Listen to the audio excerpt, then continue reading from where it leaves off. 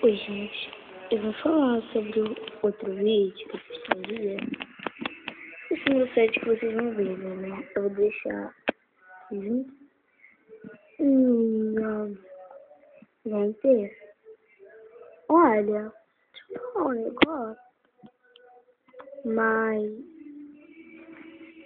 Vem cá, chega. Vem cá. Eu não gosto de Bob Esponja. Minha irmã tem 14 anos na cara. E não aprende.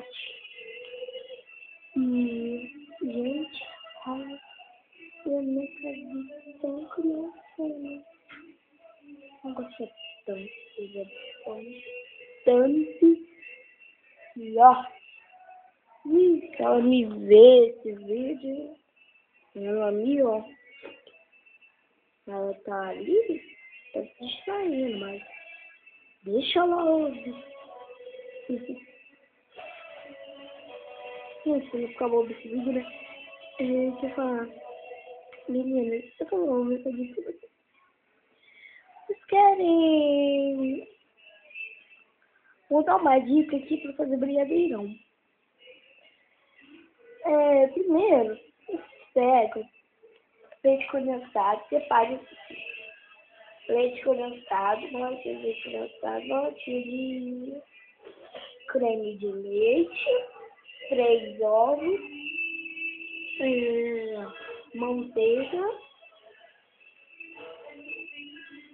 e uma xícara de leite, uma colherzinha de manteiga, né?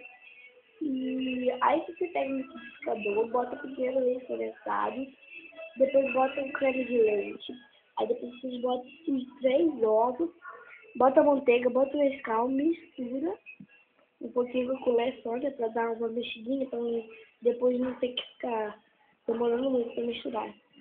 Aí você bate no liquidificador, depois você vê que ele tá bem espumado, com um espuminho assim, bem batidinho, você tira, bota na forminha, bota 10 minutos no micro-ondas, deixa, você vê que ele já tá assim, com uma cara boa, tá?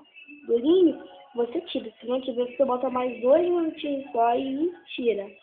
Aí você bota ele no congelador, tira e quando você desenforma, quando você comer ele vai estar uma delícia. Gente, gente, se você tenha gostado do vídeo, se você acesse meu site, clique em gostei se vocês gostaram, não gostei se vocês não gostaram, e comentem sobre o que vocês acharam do vídeo, façam perguntas, e eu vou responder, tá? Beijão, tchau e até a próxima.